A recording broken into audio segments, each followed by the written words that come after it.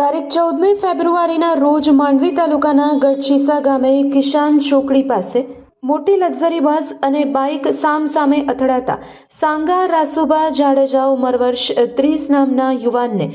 જમણા કાન તેમજ દાઢી અને જમણા હાથ પર ઈજાઓ પહોંચી અને શરીરે અન્ય છોલછાલ થઈ હતી, જેમને પ્રાથમિક સારવાર ગઢશીસા CHCમાં આપ્યા બાદ વધુ સારવાર માટે ભુજની JK જનરલ હોસ્પિટલ ખસેડવામાં આવ્યા હતા।